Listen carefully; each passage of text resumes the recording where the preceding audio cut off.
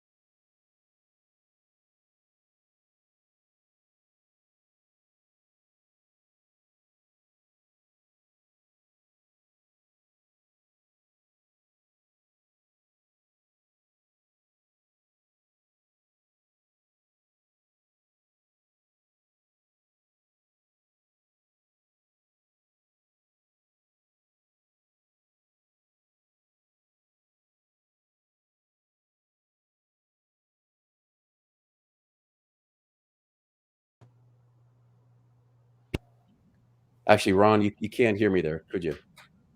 I I could not. Yeah, I You were think muted to me, so I couldn't hear the introduction. Sorry. Yeah, there's a problem with my microphone. So you know what? Let me just do the intro here a second because there's obviously a little bit of problem here. Yep. So just very briefly, with your respect to your background, Ron is a 38-year law enforcement veteran with domestic and international experience, and he served as chief of police in New Bedford, Massachusetts, and South Bend, Indiana.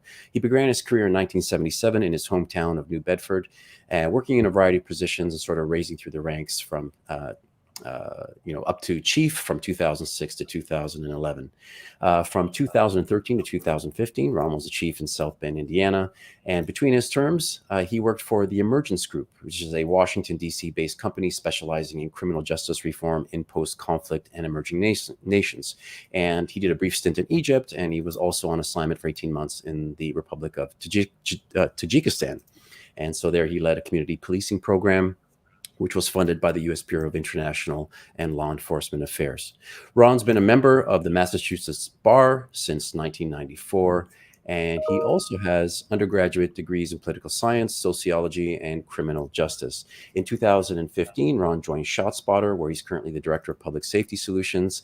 And he's here today to help us understand ShotSpotter's technology and the role that this technology plays in protecting communities and in shooting investigations. So there we go. So Ron, thank you very much for being here today. And thank you for that introduction, and thank you for inviting me to join you and your viewers and listeners. Appreciate the All right. opportunity. Well, I had to do the intro twice, once to myself and once to everybody else, but we got through it, so that's okay. Well, let me ask you first off. I saw you while we're off camera researching Tajikistan. Not many people have heard of that country, and when I was first invited to go work there, my first response was, "Where?" Yeah. But for those that don't know, it's on the northern border of Afghanistan, on the western border of China.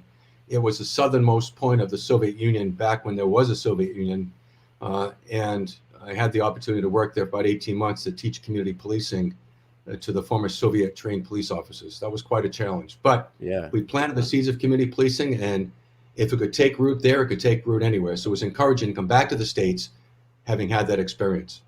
Interesting. Now, were you always, did you just kind of fall into the whole law enforcement thing, or was it sort of in your blood from a young age? What was your path into, becoming chief of two different, cities? It was a serendipitous path. Let me briefly explain. Although I had an uncle who was a cop, and I loved my uncle, he wasn't influencing my career decision. What had probably a more profound impact, my mom had worked for some point for the Job Corps, which in the States was a program of taking mostly inner city youth, young men, and giving them training skills to advance themselves, get a GED or high school diploma, and become employable. So that was part of my childhood. And of course, born in 54, grew up in the 60s. I heard the sirens call of President Kennedy, ask not what your country can do for you. And that had a profound impact on me. Around that time, Sergeant Shriver had started the Peace Corps, and that was attractive. So going through college with a political science and sociology undergrad, I had actually had my papers in with the Peace Corps and the domestic version, VISTA, Volunteers in Service to America, training to be a teacher. And I had taken a test, a civil service test for the police on a dare from a sociology professor. This is back in 1975. And the professor was talking about institutional racism and how standardized testing has disparate impact on certain segments of our population. So with a critical eye to the testing mechanism, I took a test, and it turned out that was a police exam. It was contested in the courts, as many were back in the day. I think the test ahead of me had a height requirement, which had a disparate impact on women.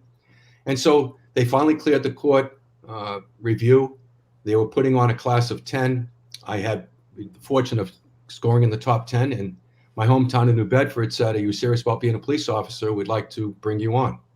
And that was my life-changing moment. I said, "I'll do this. Maybe you do it for a couple of years, kind of like a Peace Corps level of service." And with the intention of just serving a couple of years and getting another job later, it ended into a 38-year career. Wow, and I think my stint in Tajikistan much later in life fulfilled that childhood Peace Corps dream of going to Tajikistan and Egypt and working overseas as well.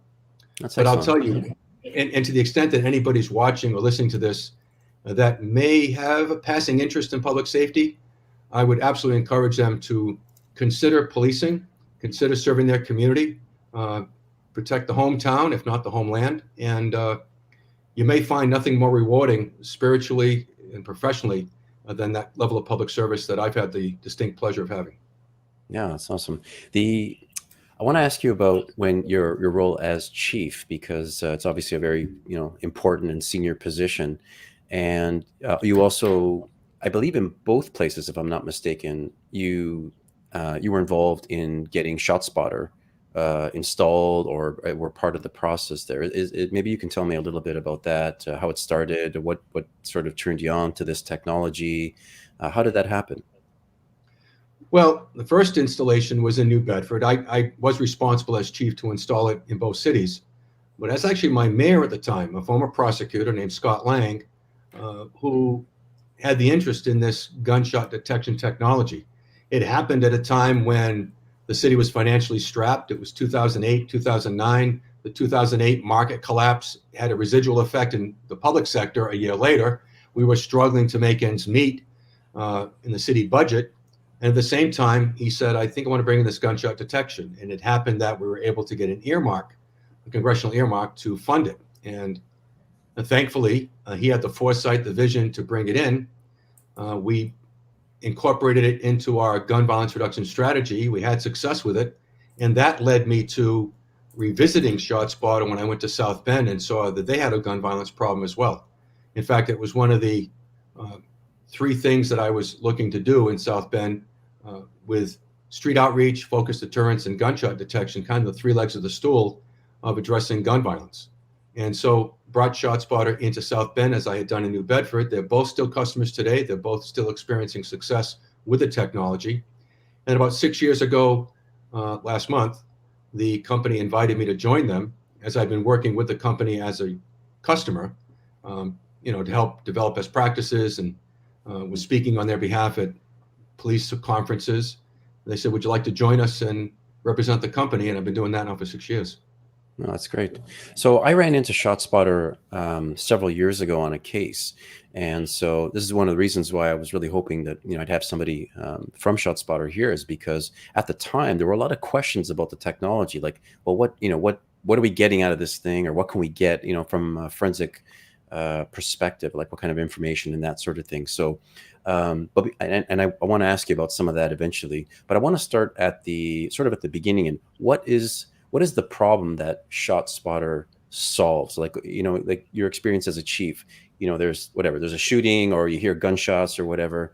What is it about, like, the response time and everything else that ShotSpotter helps with?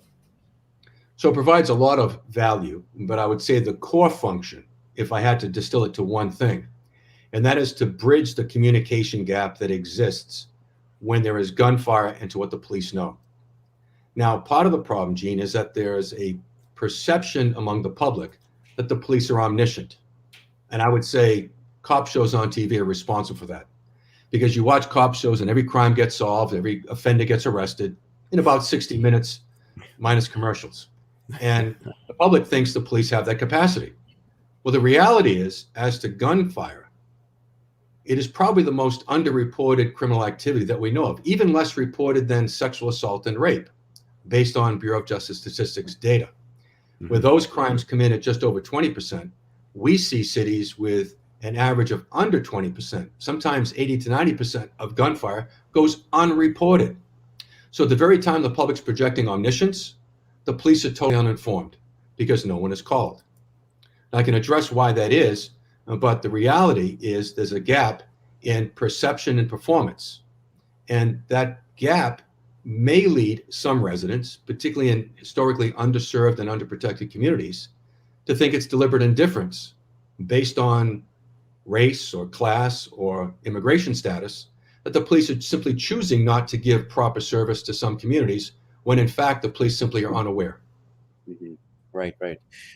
In terms of, in your experience, when there's a shooting, like, something happens, would you say that you watch videos and stuff that's been captured on YouTube or whatever, and typically what I'm finding is these things last only a matter of seconds. Like, it's 10 seconds or 15 seconds. People go, they scatter, they drop, whatever happens, and they're gone. So it would seem to me, a shooting that takes course over 3 or 4 or 5 minutes is rarer than something that takes course over just a few seconds. Would that make sense? So I don't know what the average time span is of trigger pulling and shots being fired. There may be several minutes of an altercation that leads to that, or maybe somebody simply driving by, finding an intended target, and shooting without any prior notice. But in terms of the actual gunfire, yes, we hear snippets that may last over the course of several minutes. There's a gunfire exchange. We're recording that. We're notifying the police in real time. And police may be responding to an active shooter. Police may be responding to where the shooter is still on scene. It varies. Okay, yeah, that makes sense. In terms of the technology, I want to kind of get into, like, the premise on how ShotSpotter works. So it's based on it's listening for a gunshot, or it gets triggered by a loud bang. And so what can you tell us about how it sort of, or maybe step through the process of, what's a typical process from gunshot to, when police arrive on scene, and how it helps them? Well, let me explain that by taking a step back first and say, how do we even deploy? Often we engage with a community, elected officials, police leadership, who show an interest in addressing their gun violence problem. And so they contact us, or we've met them prior to. The first step we do is to look at the data and examine the data to see where have they had most of the gunfire, where is it located geographically. The data drives a lot of that analysis. Now, ultimately, the customer determines where it goes, what neighborhoods it's deployed in, and the extent of the coverage that they want to subscribe to. Once that geographic area is determined by the customer, we then go in and build a dome of protection, an acoustic array, putting sensors strategically in those neighborhoods, on rooftops of buildings or on utility poles. We start with government buildings first because those are easy to get permission. Mayors, city managers, school superintendents can provide us authority to be up on their rooftops installing these sensors. And then we go to privately owned buildings, commercial and residential properties, with the permission of the owner. And then we go to utility poles as needed to fill in this array. The analogy I would offer, think of your cell phone, where your cell phone provider has built an array of cell towers and mini cells, the big cell towers you see out in the fields or up on a hill. Mm-hmm. And then within a city, you may see them on rooftops of privately owned buildings as well. So similar to your cell phone provider, we will build an array, except ours is acoustic, where theirs is more about cell phone service. But similarly, we are responsible for the infrastructure and the software. Now, having built this array, to get to the core of your question, what then happens is when a gunshot, actually when any loud, impulsive acoustic event occurs, the sensors hear it. They detect and locate. Now, the detection may be a half mile or more away, depending on acoustic and atmospheric conditions. And the location is done rather, and I'm making something very sophisticated simple, by saying we triangulate the sound. The sensors hear it, timestamp it, and then mathematically calculate the time it took for that noise to reach the sensors, projecting, this is what they tell me, is intersecting hyperbole. I'll just say the arcs that are projected out mathematically intersect, and that gives you a precise location where the shooter was to each gunshot fired. Every gunshot gets a latitude and longitude. So that's location. The next thing that happens is we have to differentiate gunfire from all the other things that happen in a city environment. What goes bang, boom, and pop? Truck backfire, fireworks, jackhammers, depending on the region of the country, snowplows, when they drop their plow, it goes bang. Helicopters. There's a lot of urban noise, and we're very effective at filtering out those other noises. The machine classifier does a great job of that. But anything that may resemble gunfire then gets sent to a human for review. We call that an incident review center. Much like you have a 911 center taking phone call information about what's happening in a community, we have staff that are supplementary to that 911 center. They sit in an incident review center. We've got locations both on the East and West Coast. And these highly trained acoustic technicians run through a series of steps to examine that audio event and to determine its gunfire. So we're not sending police on false positives, only sending them on true gunfire events. Okay. Now, when it comes to the installation, do you find often that, for example, because you get access to, let's say, government buildings and things like this, you can set up a core and then they can always add on to it later on? You can keep adding later on? Or do you find that once it goes in, it typically stays like that? No, we have to make adjustments. Sometimes buildings get demolished. Sometimes buildings lose their power as they're, vacant buildings. There may be a weather issue, a natural disaster, something that takes out, a hurricane may take out, or a tornado may take out a location. So we constantly monitor all of our sensors to make sure they're up and running and performing well. We test the array, make sure that it's hearing gunshots accurately, and remediate as needed.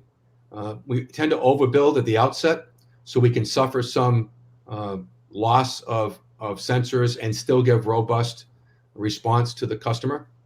But all that's done by the engineering team early on. But as I said, constantly monitoring the health of the array and attending to it as necessary.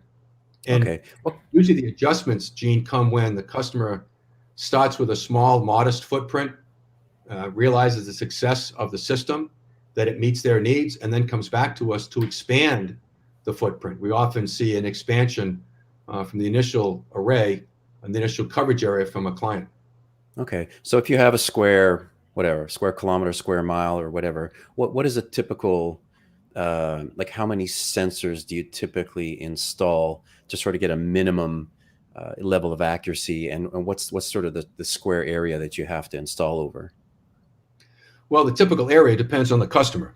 They may, very small population cities may see a mile or two. Larger cities like Chicago, New York are seeing 90 to 115, 120 square miles of coverage. So it depends on the jurisdiction, it depends on the city, its needs, its appetite, and its ability to afford the service. The amount of sensors, we call that the density, is often determined by topography and architecture. We're in the cornfields of South Bend, we're in San Francisco, New York City, and Chicago, as I said. Much different topographical and architectural challenges. Mm-hmm. So our engineers are able to meet those challenges. The density somewhere falls between 20 to 25 sensors per square mile on average. Could be more or less, but that's often what we see. But again, the way it's priced, the way that we offer a subscription is based on the total coverage area, total acreage, square mileage, not on the number of sensors, not on the number of licensed users. It's simply looking at the coverage area and then measuring it with a tool, and then accurately determining the size of that footprint and pricing according to the footprint size. Interesting. So there's a number of things that sounds like you have to consider. So in terms of accuracy, so let's say, for example, the buildings, if you have very tall buildings, or if you have a wide open space. So if you're in Wichita and everything's kind of flat, then you'll be able to get away with like less sensors because you have more line of sight, let's say. And then terrain, so if you have sort of like a mountainous region or something, that sounds like it may be an issue too. So higher is better. Like if you mount one of the sensors up high, is that typically what you're aiming for? We like height. We don't need line of sight because we're an audio, not a video service. And getting away from ambient street noise means that there are a lot less bangs, booms, and pops that we need to filter out. And gunshot travels. So we don't need to be immediately close to that gunshot.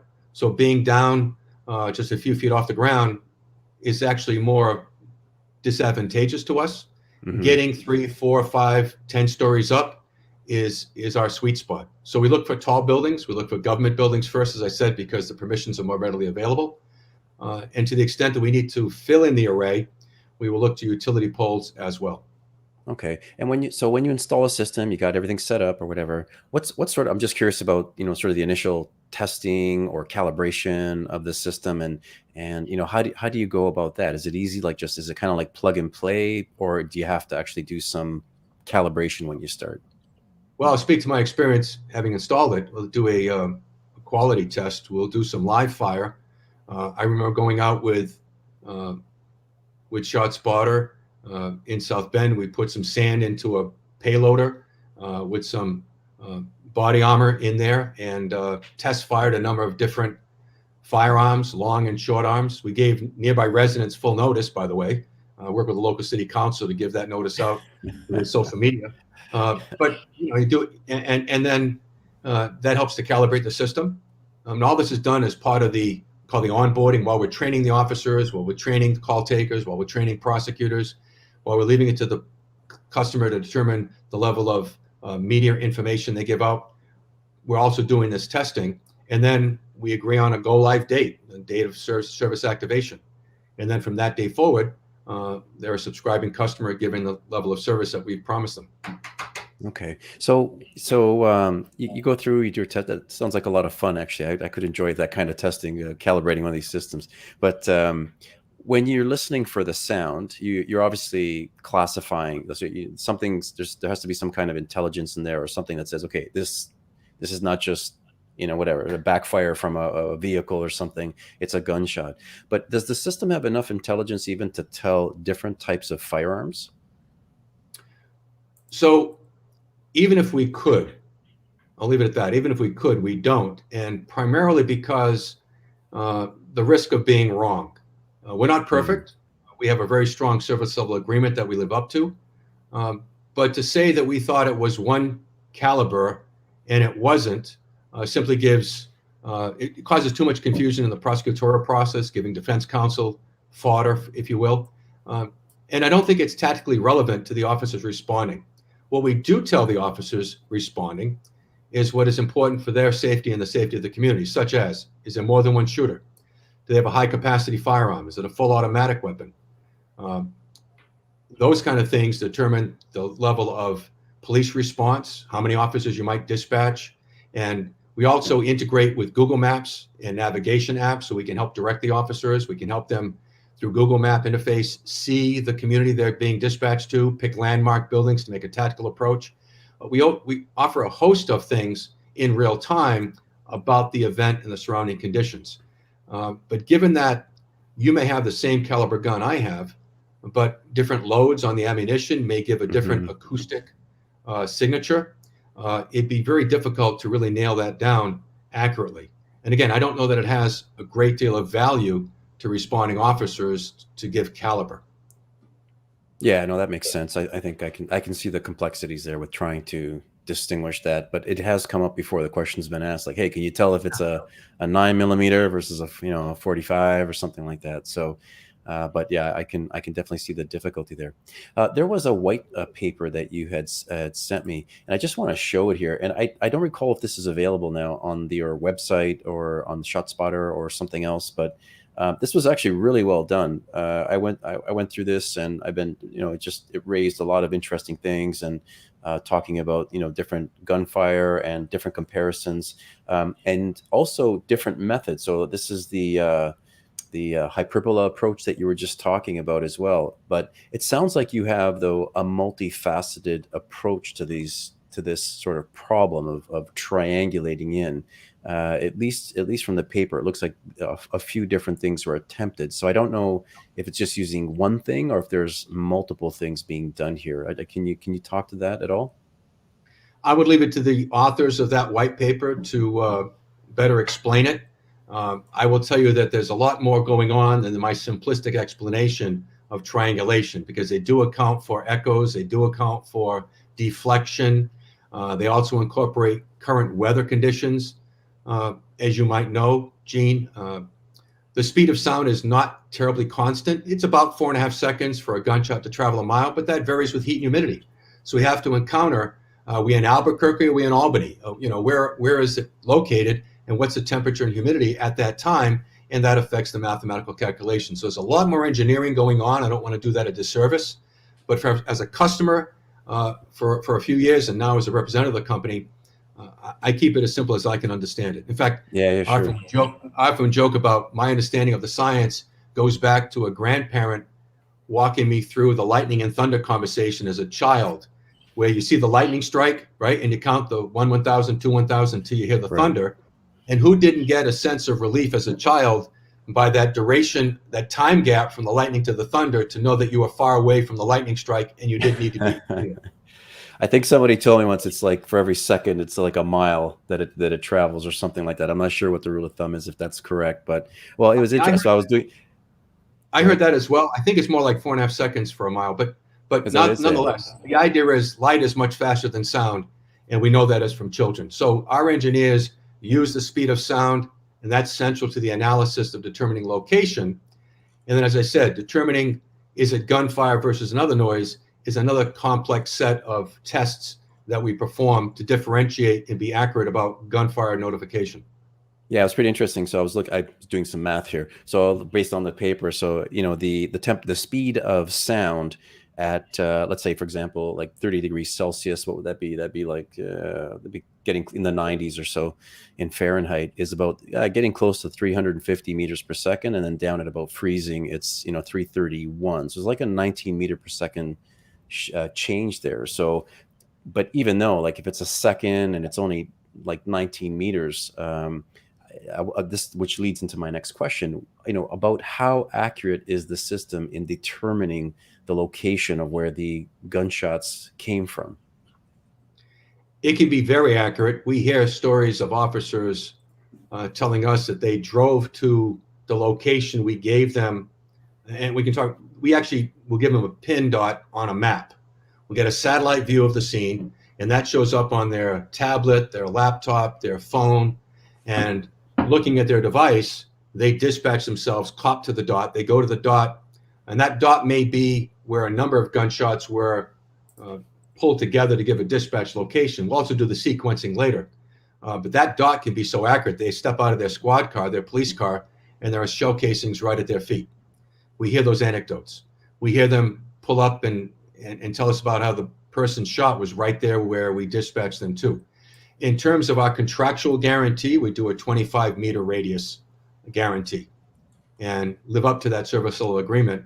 And that's what the engineers are expert at, working these calculations in real time so that the dispatch, the dot is spot on. Right. Okay. And actually, there's a graph I just noticed in the paper that actually shows the survey error versus like the where they were typically found over time. So, and I can see where the 25 meter comes from, because like almost like 90% of, actually, I'm looking at here, there's a 15 meter mark. It looks like most of the testing that was done in this paper at least shows that 15 meters is even the majority of these tests fell under the 15 meter mark, which is actually pretty damn good. So, well, once level agreement, Gene, we promise low and deliver high. We contractually guarantee a 25-meter radius for location, and we contractually guarantee a 90% notification. But when we look back over the last few years, we've been at 97% accurate, well above the guarantee. But as I said, promise low and deliver high is our business model. Yeah, that makes sense. So I just wanted to clear this up in my head. So the shots go off, the system notifies somebody at ShotSpotter, like you have a central system or whatever, or it does some kind of calculate. I believe there's like sensors on board on the microphones that do some kind of initial calculation or something. But then ultimately, when the system decides this seems like gunshot, it goes to a person, is what you're saying. It goes to somebody who has to listen to it, or do the police get notified right away?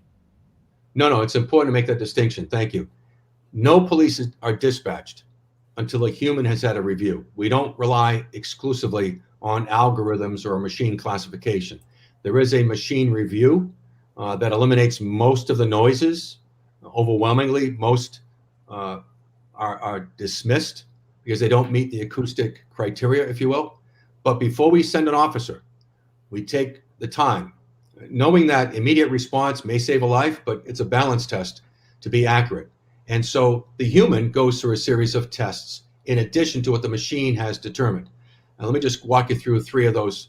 There may be 6 or 8 they do, but these are the 3 that I think will help your audience understand what we're doing. Well, first is they listen to the audio recording.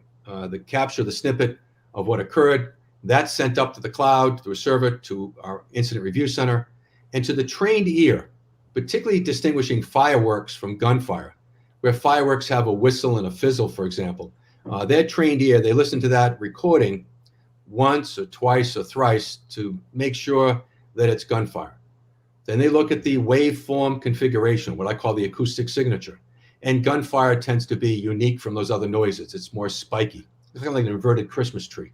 Mm-hmm. And then the third thing that I'll mention that I think is a great way to distinguish is look at the sensor participation. For example, if I came to where you are and I set off a bottle rocket or an M80, an aerial or a ground level firework, acoustically, that's an omnidirectional event. So behind me, to the side of me, and in front of me, you'd see equal participation from the sensors hearing that noise. Right. But if I came to where you are and I set off a gunshot, that's a very linear, a very directional acoustic event. And while maybe a couple of sensors to the side of me would detect it, you now see on an aerial view, you'd see the sensors participating more in a cluster in the way that the gun was pointed. 40 to 60% of that acoustic energy is going directional. So directionality is a great way to distinguish gunfire from those other noises I talked about, the fireworks, the backfire, the jackhammers, the snowplows, and so forth. Directionality is a great distinguishing characteristic. So these highly trained acoustic technicians do their review, and all that's done in under 60 seconds, on average about 30 to 45 seconds. Wow. So once you install the system, what other equipment is required by the agency? Because you said they're just using a tablet. So are they just using a ShotSpotter app and it just goes right to the officer who's on patrol and it just pops up on his app? Download on Google Play or the App Store the ShotSpotter app. Obviously, there's a password involved, so we use those passwords with the agency. They may give each officer individually a password. There may be a collective password. So it's all passworded. Same with a URL on a laptop or desktop. So when we send out this package, this data package, this alert, it goes out simultaneously, goes to the 911 communication center because they need to know. And in many jurisdictions now, the 911 center is separate from the police department. They're often countywide or regional. There's been consolidation. And so they're being informed in real time. The administration at the police department's getting it on their desktops if they want. The officers out in the field are getting it as well. And whether they have tablets or laptops in the squad car, to their phones, and even to their smartwatches. And we perform both on Android and iOS platforms. So it doesn't matter what type of device they have, we can publish these alerts effectively. Okay. So what have you learned about, I mean, so once they go to there, whatever, and they, whatever, they may find evidence that shots were fired. They may not, I don't know, people may have scattered or whatever at that point. But what can you tell me about the success, or maybe some of the numbers regarding, you hear a shot, somebody goes, and was there actual, gunfire? Are there false positives, false negatives? How well does the system perform typically? Well, we had a review done, a company called Edgeworth Analytics, and review our customers to determine what our accuracy is. And what they discovered, what they found was, over the last few years in the aggregate, 97% accurate as to identifying the gunshots and dispatching promptly, with a false positive rate of just 0.5%. So I said we're highly accurate in determining gunfire, in detecting and locating it, and dispatching effectively, and at the same time not dispatching police officers on those other noises, but doing a great job of dismissing those and only dispatching on gunfire. I see. So let me ask you about, so I was online doing some research about, just the systems and things like that. And sometimes there's people who have some resistance from people with respect to ShotSpotter, and they see it as something more nefarious, something more malicious, whatever. But what kinds of resistance, let's say, do you get from communities or whatever? Is it just a misunderstanding about the technology? What kinds of things do you see tend to pop up every now and then? Well, I think the fundamental issue is, what is your relationship with your police department? If you see them as public servants, if you see them as people who have committed themselves professionally to serve and protect, if you think that having a police officer respond to a crime in your neighborhood is a good thing, then you'll welcome ShotSpotter. If you have an adversarial relationship with your police department because of your own experience or things you've read, then maybe you wouldn't welcome a technology that would dispatch police to your neighborhood. I think a lot of it is a misunderstanding. I think a lot of it is a deteriorating relationship that the police have with communities they have been charged to protect and serve. And I said a lot of this has been fed with this lack of communication as to gun violence, particularly because the public thinks the police are deliberately indifferent.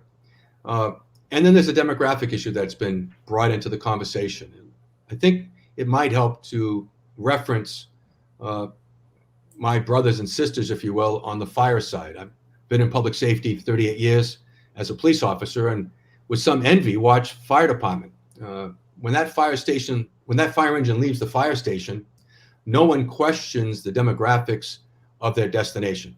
Mm-hmm. We just know that they're rolling out to go and save a life, right? And to protect property by limiting the extent of the fire with their equipment.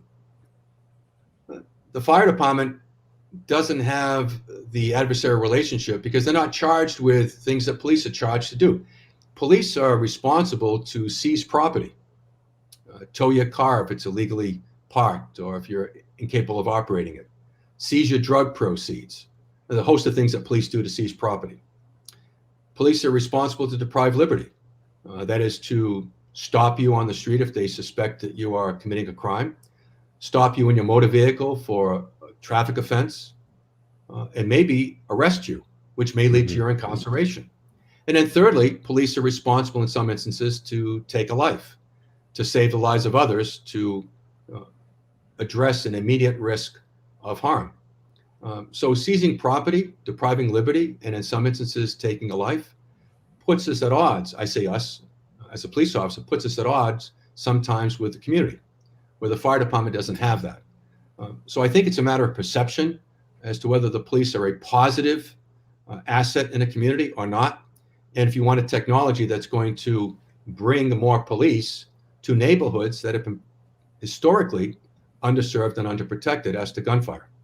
Yeah, I was just thinking about when you said the fire department analogy. I was just thinking that a smoke detector or a fire alarm is to fire what ShotSpotter is to gunfire. Yeah, that makes a lot of sense. That's absolutely right. That's and again, forgive my envy, but the fire profession has had the benefit of these technologies. So with suppression technology, smoke detector, smoke alarms, CO2 systems, sprinkler systems, automatic notification systems. And in fact, there's usually a squad within a fire department that does the code enforcement. That if you buy a new building, you buy a new home, they come in and do an inspection, right? Because we have put into our building code that you have to have, especially in a public space, you have to have these technologies to save lives. Right. ShotSpotter is absolutely analogous to those fire suppression technologies. Yeah, that makes sense. See, those fire guys always get a free pass. Everybody loves the firemen, right? Well, they do, and look, they're heroes too. They run to the danger and they do great work. And I've worked alongside them for 38 years, but I have to admit a certain amount of envy because the perception they have is much more favorable than police. Right. That makes sense. Let me ask you about the cities, because on the website, people can go there and you can see all the different places that this has been installed. And in fact, actually, I have a question here from somebody here in Trinidad. He says, "Do we have a ShotSpotter in Trinidad?" I don't know it. I didn't see Trinidad, but there's somewhere close. No. So you can look at it and you'll see that we are in the Caribbean. We're in Puerto Rico, U.S. Virgin Islands, and the Bahamas. Love to come to Trinidad. I'd love to come there and visit. I'd love to come there and have a discussion with the elected officials or the police leadership. If your viewer can make that happen, we welcome that opportunity. I've been traveling around the country, into Canada and the Caribbean in my 6 years with the company. We're also in South Africa. We'd love to expand our footprint beyond the United States. We certainly have a lot of area in the United States to cover as well. So anybody that's watching or listening to this that would invite us to come and have that discussion, we can certainly start off virtually, as I'm doing with you now, Gene, but welcome the opportunity to come and visit in person as well. Oh, interesting. And so in terms of the locations that ShotSpotter has, is there like one central place that all the information comes to, or is there more than one location? There are a couple. We were primarily located in Silicon Valley, company headquartered now in Fremont. That's where most of our employees that are office-based are. Many of us are working remotely, especially in the sales and customer success teams. And then we also opened just this past year another office, an incident review center on the East Coast in the DC metro area. So we have redundancy. Should there be a natural or man-made disaster that may affect our operation, we can immediately route those calls to the other center. They're both operating simultaneously, but that redundancy really helps to maintain the level of service. But we're 99.9% of the time contractually obligated to render the service. I see. And so, for example, the people who are offshore or like in South Africa, that's being routed back to the U.S. at the moment? Yeah. That information? Sure. Okay, and that's, yeah. Through cellular technology, just like I'm talking to you now, it's just like you can call someone in South Africa, we can get that data package sent immediately, have it analyzed, and then be notifying. No, that's really interesting. Well, let me ask you just one last real question here, and that is about the future of ShotSpotter and what else you are working. Like, I don't know what you can talk about or not. As the director of public safety, it sounds like a very broad sort of title that you're doing all this different stuff. But what can you tell me about future things? Like, are you guys working on new sensors? Are you guys working on new algorithms? Are you guys working on just new? What kinds of things can you talk about with respect to making the system better?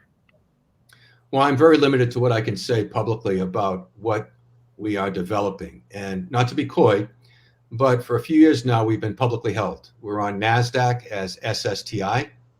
And what I'm told by my CFO, who scolds me about releasing any kind of inside intelligence, is that the Security Exchange Commission doesn't like us to promote what may be coming, that it might lure you to buy our stock. So let me say this, though, what I can share.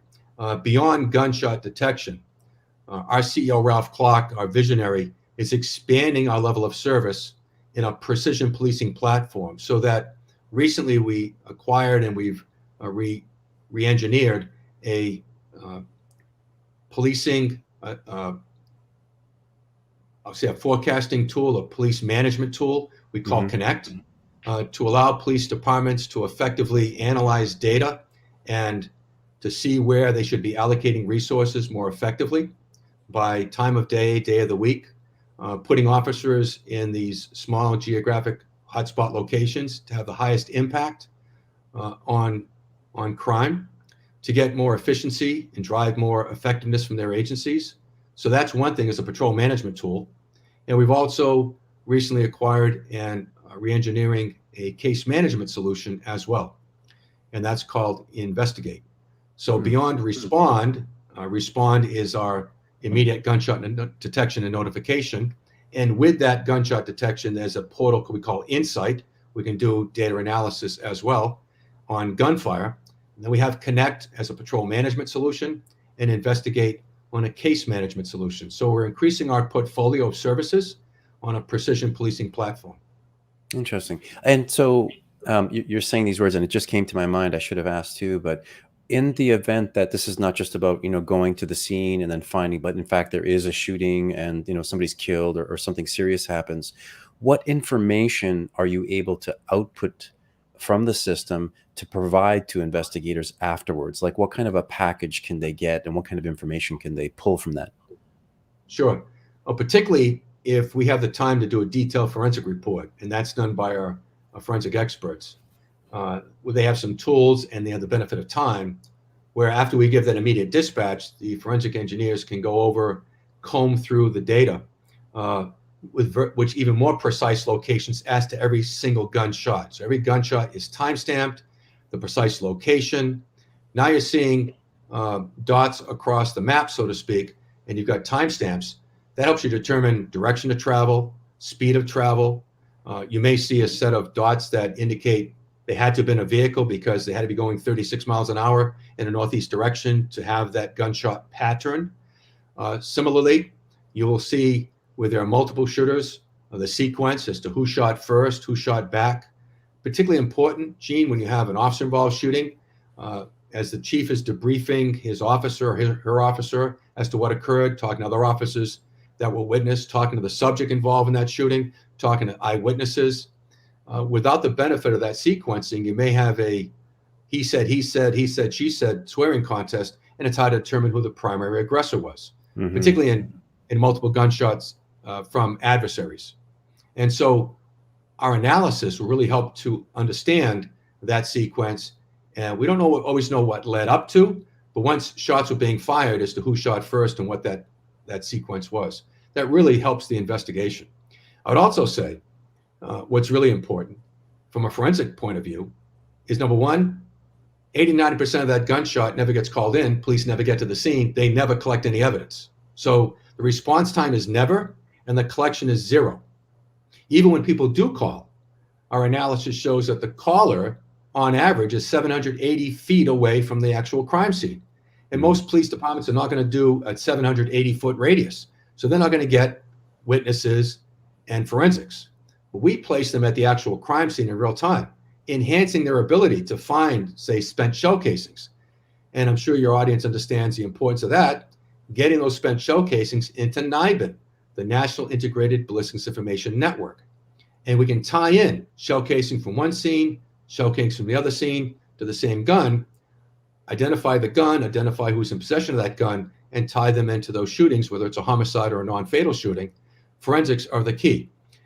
I think your audience is probably well aware of some of the shortcomings of researching based on sales of guns, records. We don't have a extensive gun registry in the United States. Mm-hmm.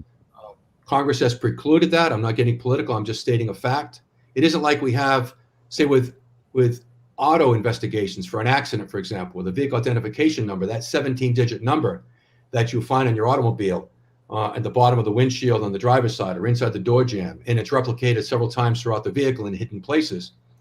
We find a vehicle such as a hit and run where a car is left abandoned, even if the license plate is missing or illegally attached, we can determine who the current owner of that vehicle is based on the vehicle identification number. Right. There's no such registry for guns. An extensive paper search will only bring you back to the first retail purchaser, which may have been years ago. And when you finally find that person who bought a gun at Gene's gun shop, they're probably going to say to the police one of three things.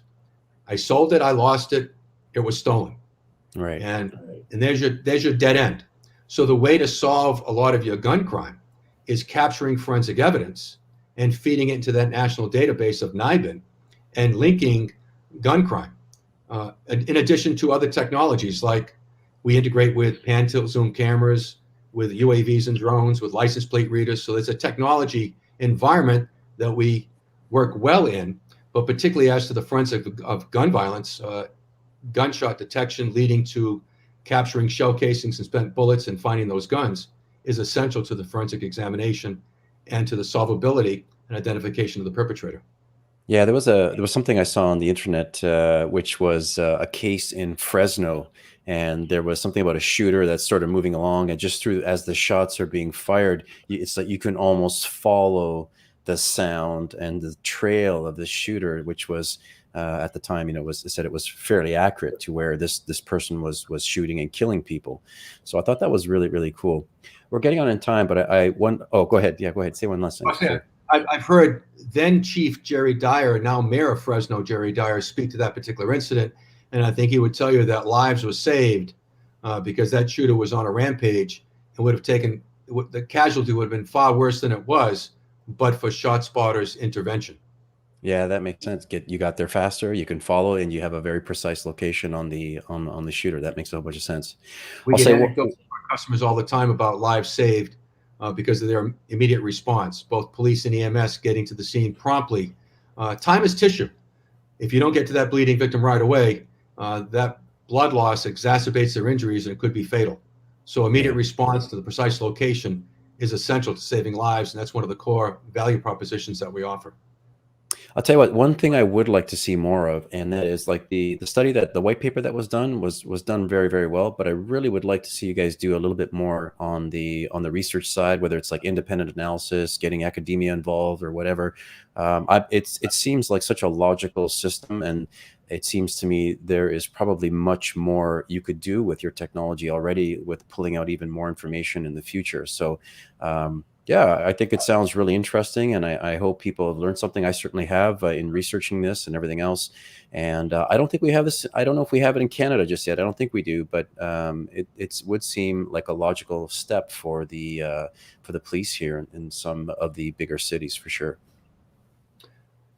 We welcome the opportunity to serve the Canadian market and to work with the police agencies in Canada to help them better serve and protect their communities, just as we're doing in over 120 cities in the United States and elsewhere. Excellent. Well, Ron, so if people want to find you, they can, like you're on LinkedIn, they can probably look you up, or I don't know if they can get you through the website, the ShotSpotter website or whatever, but yeah, if I may, yes, I'm on LinkedIn. I welcome that interaction, but go to our website, shotspotter.com. And you can contact us generally through the website, or you can email me at rteachman, first initial last name, rteachman @shotspotter.com. I welcome the opportunity to chat and converse with anybody that's watching this now. Excellent.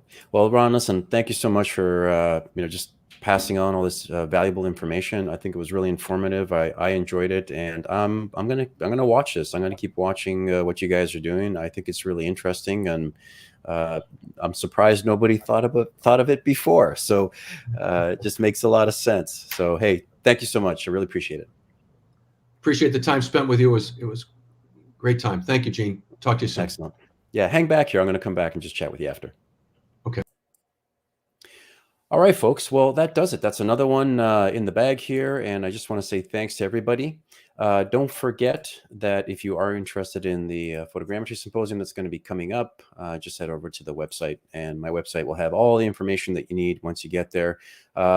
Yeah, thanks again to Ron. A really interesting talk. I like tech stuff, so for me, it was very interesting.